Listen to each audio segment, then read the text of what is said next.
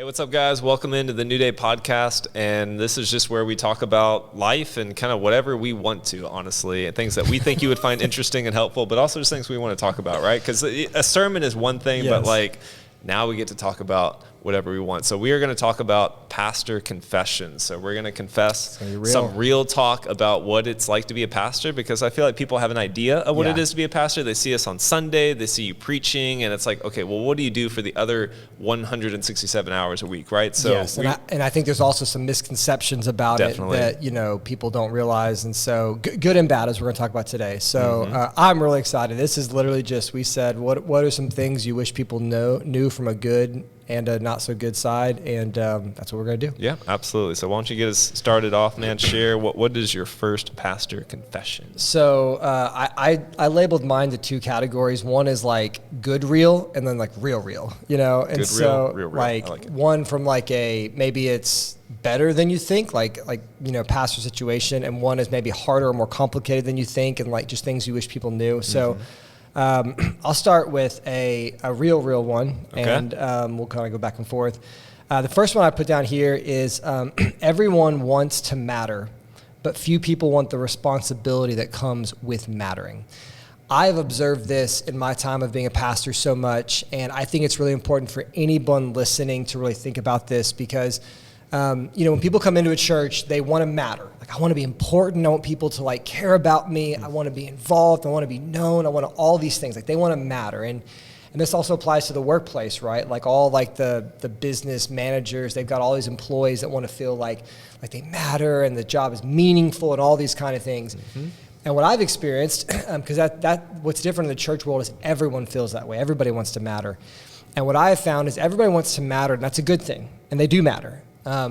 But I just want to tell people that if you matter, there is a part of that in which you are responsible for.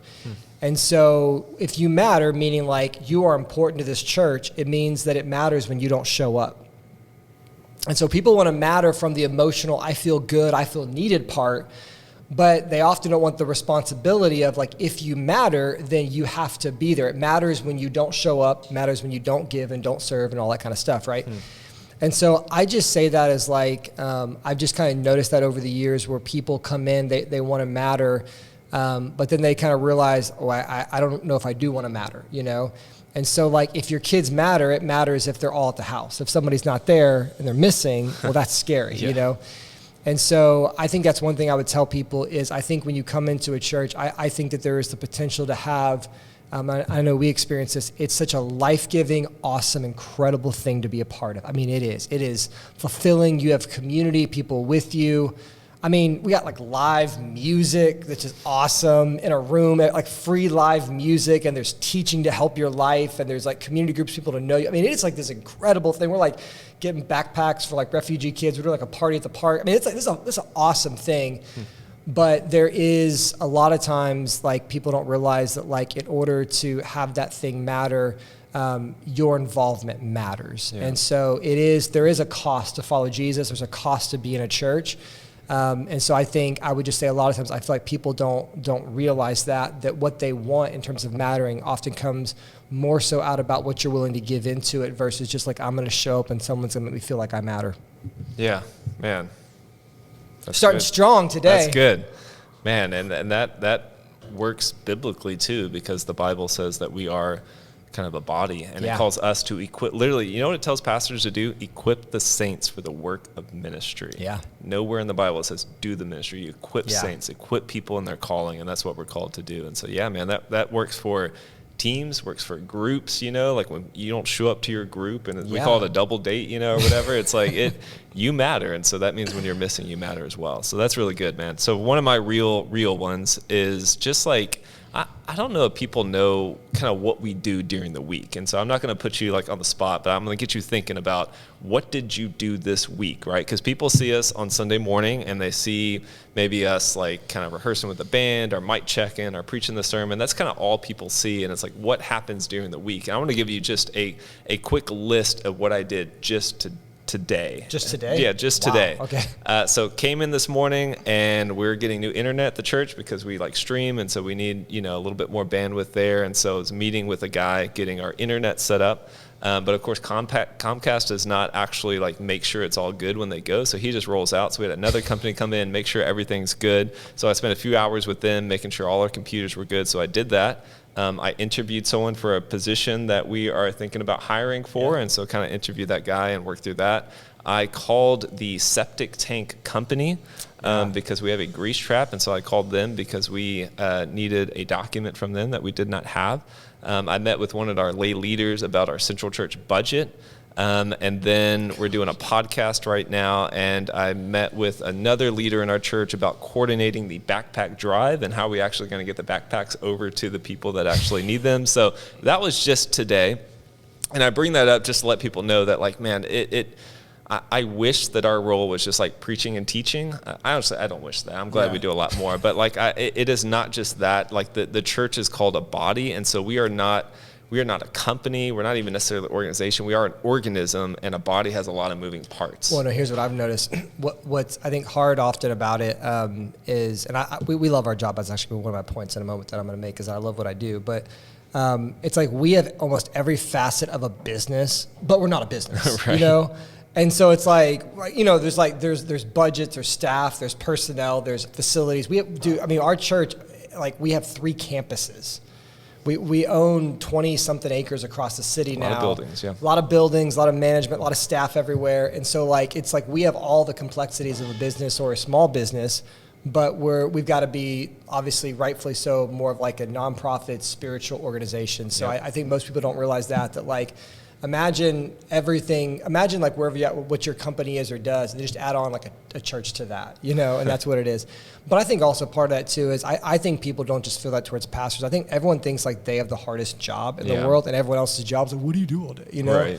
And so, I mean, I was talking to a guy once where he was talking about it was like an engineer, and it was like I think it was like a teacher was asking him what he does. He was like, you just like sit at a computer all day and like drop stuff, and he was like, no, it's a lot more work than that. And I bet it is, you know. And like I've seen what teachers do and stuff, but I just think it's important to be mindful of that because pastor is probably a rare job, and so people aren't as familiar with it. But yeah, I mean, I was thinking about that too. Like this is what I wrote down. Like as a pastor, some of the things that a pastor is expected to do. Think about this. You're a public communicator. You stand on stage. I preached like a 50-minute sermon last week. I preached a 50-minute public communication message. Spiritual advisor, you're a student of the Bible. You're a caregiver for various different needs. You're an organizational leader, small business manager, entrepreneur, if you're trying to make something happen, facility manager, community model spokesperson, volunteer coordinator. You manage staff, tech guru. We're doing a podcast right now. We've got live sound happening every week. Kids ministry, like different kids activities, and then just like a nonprofit, compassion, all these kinds of things. And so the good part of that, though, is that the church is a body, as you mentioned. And so there's a lot to do and manage, but we have a lot of people that step up for free and help out, which is a huge blessing. And so in a weird way, it's like, it really is like I've been reminded recently that like we're the hands and feet of Jesus. That is incredible, you know? And so it makes sense that we do all this, but yeah, we've got to bring all that together. Yeah, no, I love especially the sermon, man. I was telling Sarah the other day, obviously it's by the Spirit. It's something that is spiritual, like the ability to preach is something that the Spirit gives you, but it's like every Sunday you got to come up with a 40-minute like inspiring speech. It's got to be informative, but also inspiring. It can't be boring, but anyway. But it's funny. We've actually had multiple lay guys that have preached in our church over the years, and I've had 2 of them come up to me when they've preached their first sermon on Sunday when they're literally sweating nervous, and they're like, "You do this 40 times a year, you know?" Like one guy was like once, like he was literally sweating before the message. He's one of our core leaders, you know. Yep. And he was just like, dude, I would have a heart attack, you know. The good news is you get used to it, you know, like anything else. Like, I mean, there are so many, any job that they pay you to do full time, like I greatly respect, you know, like I said, teachers or engineers or, you know, stay-at-home parents, whatever it is. Like, I mean, there's a lot to it, you know. And so I just think we should all respect everybody in their job. But yeah, there's a lot that goes into being a pastor. So absolutely. What else you got? Let me do a good real one. Okay. I would say that because we're thinking of what are common things that maybe people think about pastors that might not be true, and there's actually some really good ones. One is I think there's an assumption that like me and my family and being a pastor feel a lot of like weight and pressure because I'm a pastor. but at least in our situation, I don't, and we don't. Like, I think that's important to note. I'm sure in some places that still exists, but I think especially as the culture becomes more post-Christian and as people come into the church who maybe didn't grow up in church, I think that there's not like an expectation. I think you're expected to be a person of character and integrity, and you should be what you portray to be on stage. But I honestly, and I've kind of waited to feel it, because when I was coming up and getting trained, there would be a lot of talk about that. And I think that was coming from the right and good place. But at least for me, I haven't experienced much of that yet. Like, my wife doesn't complain about like people's expectation of her because she's a pastor's wife. My kids don't feel like they live in a fishbowl. Like, no one comes to me and says your kids are being bad and they should be perfect. Nobody says, it's never happened once. Yep. So that's a really cool thing, actually. And I'm actually very grateful to be a pastor during this time. And as much as like maybe some of the culture is very different than the church these days, and that's very hard and complicated, especially on a few hot button issues today that are very complicated. You have to be a little more bold today, I think, to be a pastor. But I would not have wanted to be a pastor in the 50s, where there's like all this expectation as to who you're supposed to be. The dude waiting in the parking lot, seeing if you come in at 9. Yeah, office hours, all that kind of stuff. And I think also technology helps us with that as well. I think everyone's job is all over the place now. Yeah. But I don't feel a unique pressure. I do think if there is one thing, maybe it is like people, I think like there is an expectation for me as a pastor. Like we've had conversations with staff before where it's like, like they rightfully so to some degree want to be like connected to the pastor or the leaders.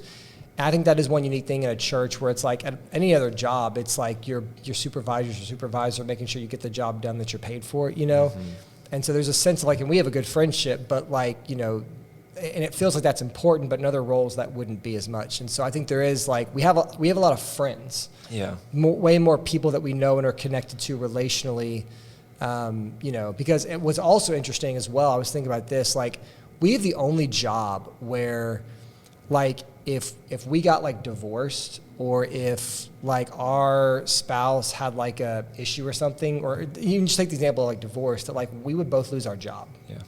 Like there's no other job. Like you don't lose your job as a teacher because you got divorced. You don't lose your job as an engineer. Or there's more jobs than teachers and engineers. I don't know why I always go to those two jobs, or Starbucks or graphic designer or whatever, entrepreneur in your bio, but that's a weird thing, or not weird. That's good. That's right. That's as it should be.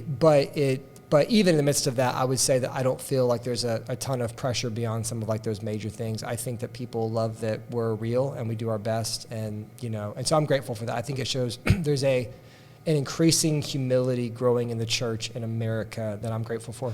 Yeah, and I want to piggyback on the relational aspect, where it does feel like every aspect of being a pastor is relational. Yeah. Because obviously you do have paid staff, but even that staff, like you're not paying top dollar money, and so it's almost like you gotta build relationships in this mission that you're on together to keep people together. And so even our staff team is highly relational. The people I lead on our staff team, it feels like it has to be relational. And then of course with the church, like ton of volunteers, people giving willingly, people serving willingly, like it is all relational. And so I think for me, one surprising aspect of being a pastor I didn't think about before was just how personal and relational everything is. It's like when someone comes into the church, you get to know them. Like here, it's like I never want for new friendships. It's like in a weird way, like I get older, I have more friendships because I'm a pastor of a church. But it also, like the downside of that is when maybe someone moves on, like that is deeply personal, and like I feel that, and maybe not every job is like that, but pastoring, it's like, man, this is personal work, it's deep work, we feel it's really meaningful, and so it feels like the stakes are high up. So I don't feel a ton of pressure by like members or anything. I feel that internal drive and pressure to be like, man, this is important, and I want it to go well, and I want people to be cared for, and I'm not Jesus. Yes.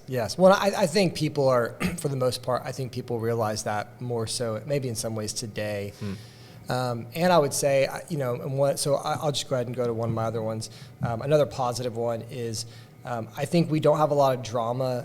I think most churches don't have as much drama behind the scenes as people think. Some do, but I think that a lot of times it's like people like to see the car wreck or something, or we like the drama. It's like the news is just bad news. Yeah. And so I think in the same way, like there's like podcasts about a certain church right now that imploded or whatever, and everyone listens to that. It's like, that's like one church. Yeah. And there's like how many churches in America? Like, Britton, fact check that. How many churches are in America? Look it up. You know, and you know what, 500,000? I don't know what the number is, but you know, so we're going to zone in for 13 episodes on like one of the most crazy ones. And so I think for us, a positive pastor confession is like, there's not a lot of drama at our church, and people, what we got, Britton? There is an estimated 380,000 churches in the United States. I was in the range. Okay, 380. Yeah. So there's 380,000 churches, and so we just need to start saying that over and over again. Are there some that are crazy? Yes. But I think that maybe people, especially if you're like from church, like very churchy kind of people, and you've seen some stuff, maybe you get kind of scarred by that, and you assume that everywhere you go, there's going to be like drama, and like, well, just wait till you get on the inside, you know.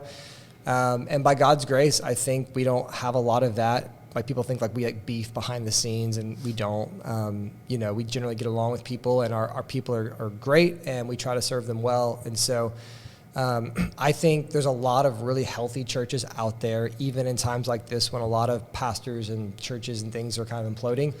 There's been a few recently. I mean, several recently just in Houston that I could name, very well-known names, I would say. But once again, I mean, 3 or 4 or 5 out of how many in Houston? Britton, how many churches are in Houston? Look that up. Don't work today. You know, out of what, 20,000 churches? 20,000. Let's see what he's got. That one might not be in Google. Here's the answer. Houston has 1,991 religious buildings to serve its population of some 2.1 million. But it doesn't say how many specific churches, Christian churches. So 1,900, okay, so 3,000 house churches out there lurking in the corners, you know? Church plants in the elementary, in the cafetorium, you know? So yeah, I mean, I think that, you know, anyway, so but I think a lot of those are really healthy, beautiful families for people to come in and get connected. So, I mean, I don't know, unless you have a different opinion, is there a lot of drama behind the scenes that, you know? No, there's no drama behind the scenes. I'm going to give one more kind of real one. And this is kind of one thing I wanted to do. Like, I wanted both of us to share one part of being a pastor that we're not good at, you know, and maybe we wish we were better at, or maybe people assume, oh, you're a pastor, so you're probably like really good at this thing, but you're like not. Yeah. And for me, one of them, I mean, there's several. One of them for me is counseling, being a counselor. And man, it's so funny because it is kind of scary. I became a pastor, I was 24 years old, and it's like, because some church called me to be their senior pastor at a very young age, it's like, well, you got the title, so like people are now coming to me with their very important, deep, like high level, like their life or marriage or situation is on the line problems. I'm like 25 years old, just a dude, you know? It's a Thursday afternoon, you got to preach this Sunday. Yeah, I'm preaching, like the toilet ain't working in the foyer, you know? You know, like, I mean, and they're like, and so they're coming to, it's like, imagine someone coming in and like, they're like, here's the design for the new building. What do you think about it, Pastor? Don't let me sign up. Don't build that, you know? And so someone's like, here's my relationship, and it's on the break, you know? Or I've got this very deep, like, mental health issue. What do I do? And I've learned about a few of those things over the years, but it's just interesting that people assume because you're a pastor that you're like you're a disciple maker. You're a kind of spiritual advisor, but that's very different than counselor. And I learned that by getting in some of these rooms with these people in very intense situations, and they're like telling me all this stuff. They look at me, and I'm just like, you gotta pray, you know? We gotta invite Jesus into this, you know? I'm like scrolling to the Bible, looking for a verse. I'm like, Google, like, got questions. Googling a verse. Yeah. And also just feeling the weight of it. I think counseling is an incredible job because it's not just like knowing a bunch of stuff. It's being able to be in a room in a very hard situation and manage your own anxiety. Yeah. And so I think that's a thing. And so I just learned early on I wasn't a great counselor because people would never come back usually for that kind of thing. And there are things I can do as a pastor that I'm gifted at, but that was one that I realized, like, I'm not a counselor. And so I will still meet with people these days if they want to meet, and I'll usually say, I think what I am good at is like, I'm a networker, and I know a little about a lot, you know? And so I'm like, I will meet with you. I can give you some guidance. I can get you connected to the right person. And that generally works very well. But I just noticed that like people would come in with things, and I'm like a ENTJ3, so like this, I'll never forget this. This couple came in for marriage counseling one time. It's a true story, and they had some real serious stuff going on, and I was trying to help. And this was back before I knew I was not a good counselor. So I was still thinking, I'm a pastor, so I just counsel. That's what I do. I'm really good at this, And they come in and they share their hearts. I mean, the vulnerable places of 7 years of a very hard relationship. And after they left, I sat down at my desk and I wrote them what we refer to as a book email, which is an email that's like way too, like it shouldn't be an email. Like it's like a dissertation. And you like write this thing out and it's like, that's a long email. And I wrote this like massive email about like what both of them are doing wrong. I feel so embarrassed.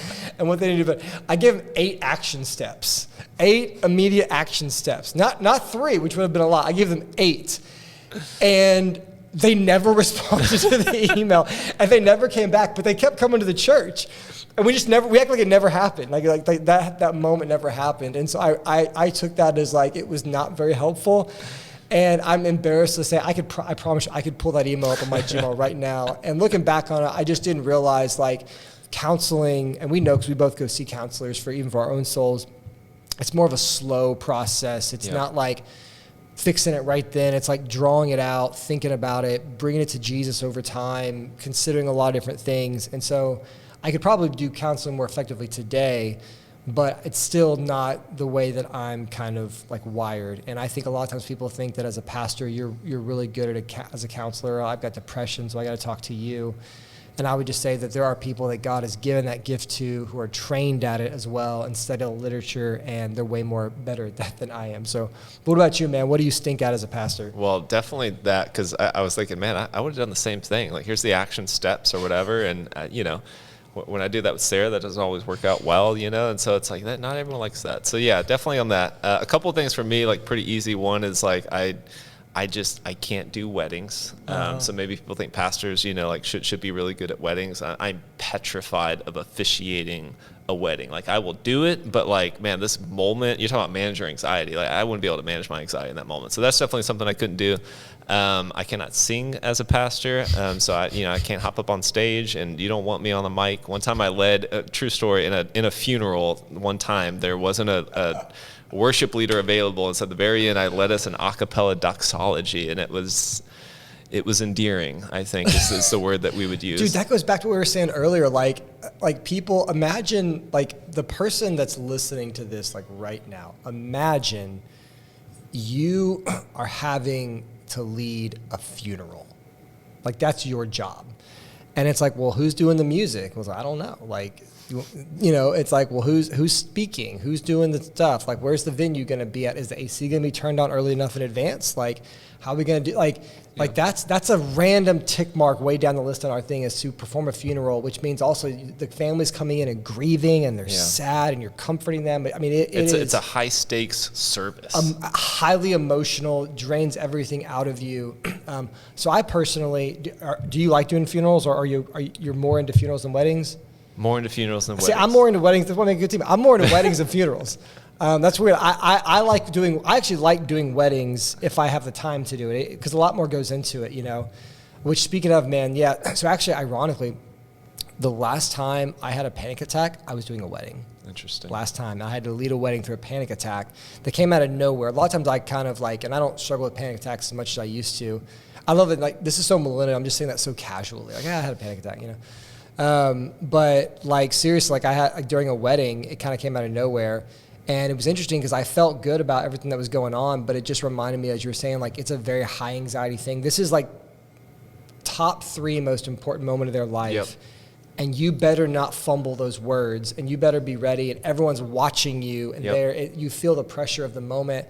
That is intense, man, And so, I mean, dude, I just want to say, like, pastors, like we are there in the biggest moments of life. And that it's like, it's like birth, baby dedication, and marriage, womb and to funeral. Womb to tomb, dude. Yeah, exactly. Like the baby's born, or I mean, we have a friend right now. Like, man, God bless their heart. I mean, praying for them. They had a second miscarriage, And I'm glad that they're friends of ours. We're not necessarily their pastor, they're friends of ours, but they reached out and we're praying for them, you know. And so it's like, but there's a lot of that. Yeah. Like just in our one church, you know.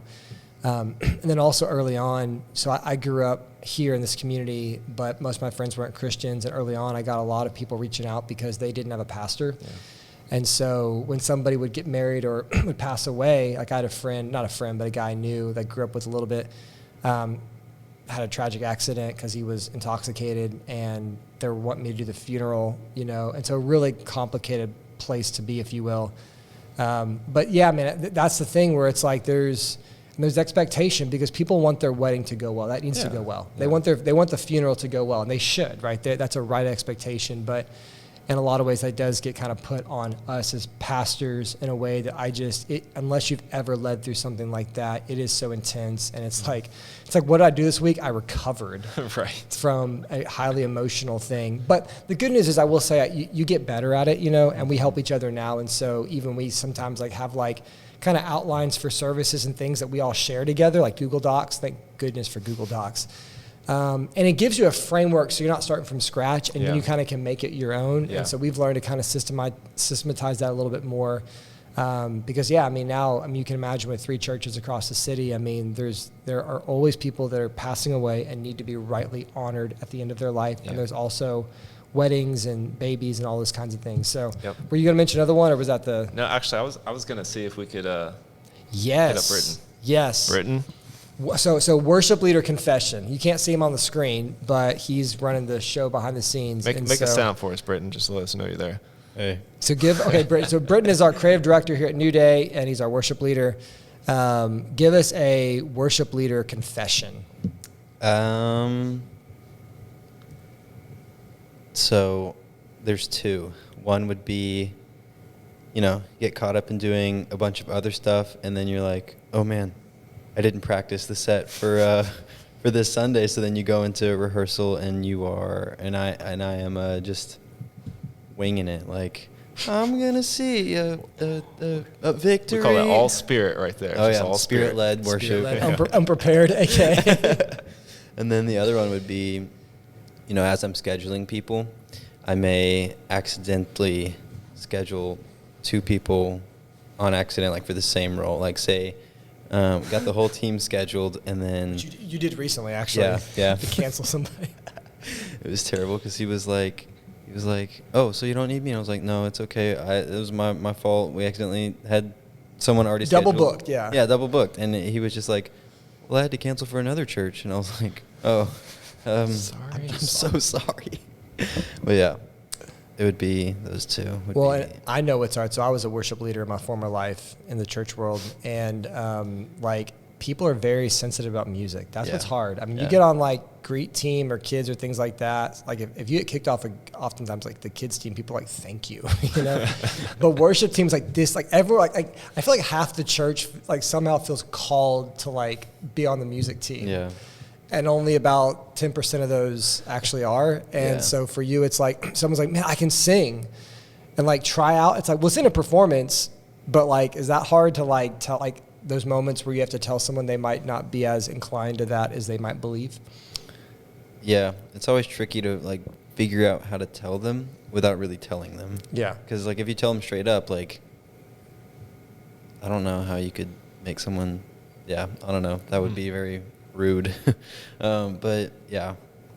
So another thing I was going to ask really quick was, so one of the things I've thought recently, and we've talked a little bit about this, is I think in a lot of ways it can be really hard to be a worship leader today or on a worship team and lead a church because I don't know what it is. Well, I do know what it is.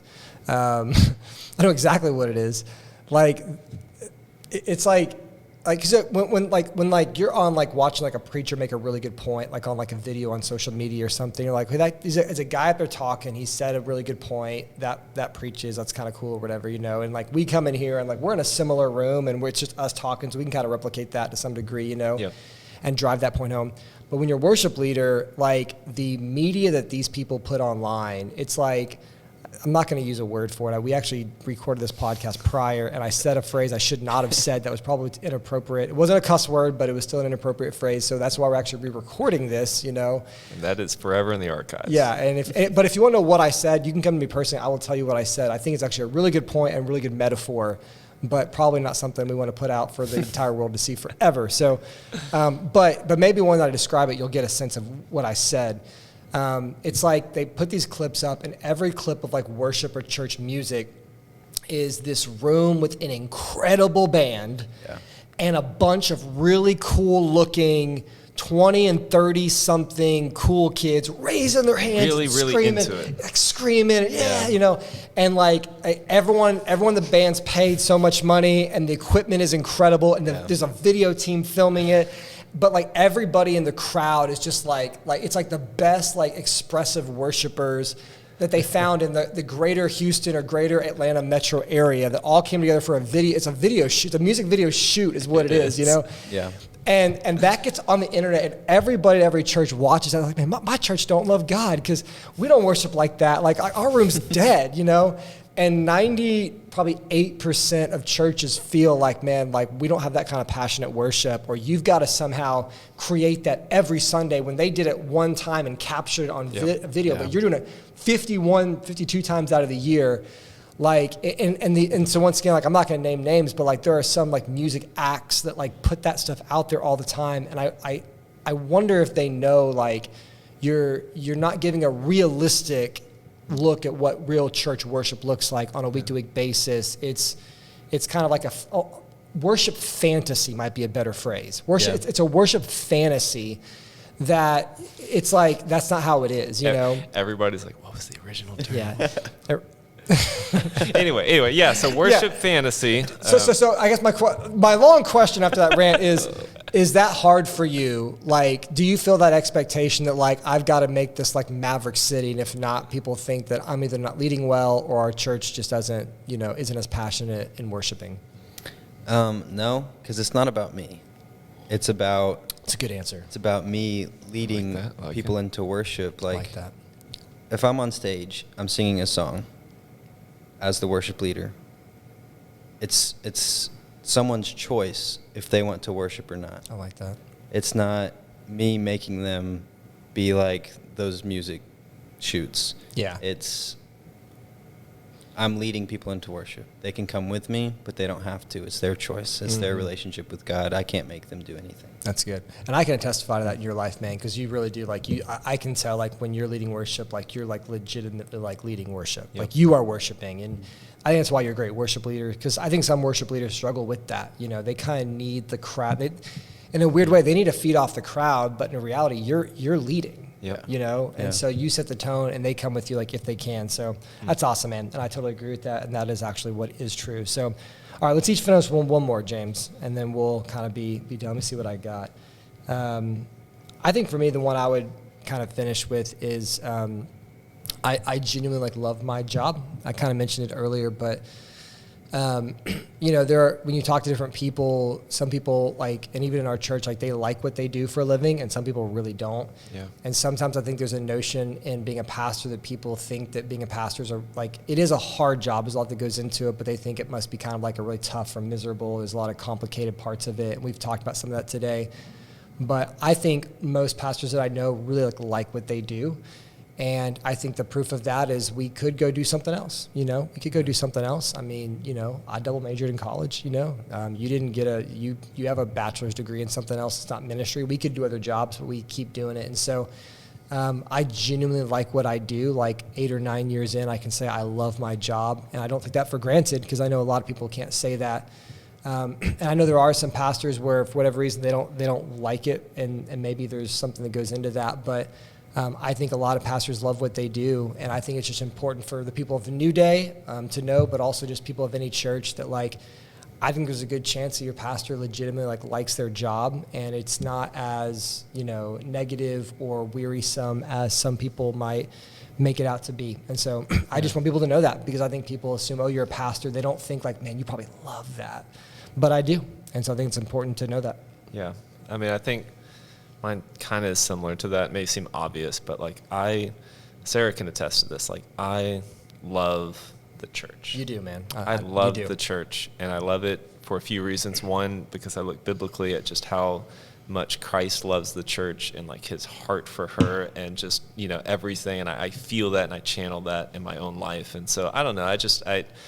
I never see it as a job. I see it as a calling, and I never see it as like just an organization. I see it as a people. And so I just, I want, you said you want people to know that you love your job, and I know you can attest to this as well. We love the church, and I want her to be healthy and to run after Christ, and I want to do everything I can to help in that. Totally, man. I really believe that you and I both, we feel like it's like an extended family for us. Yeah. And the same way that, you don't let people take advantage of like your family, you don't let people or principalities or whatever take advantage of your spiritual family. And so I know for us, we feel this very deeply, and I think that's probably what gives, that's maybe like the mark of pastors that like we always talk about with our staff team, like, now, maybe they might not all be called to be in ministry forever, but it's like, assuming you're called, we want your story to be like you were in ministry for like 40 years until you retired in some way. Yeah. Not like that was a former season of my life and I got out and I'm doing something else. Yeah. Assuming you're called to do it, because some people are called for a season. But I think that the really seeing it as a family is what helps you kind of get through the difficult moments or the cultural things we're going through right now.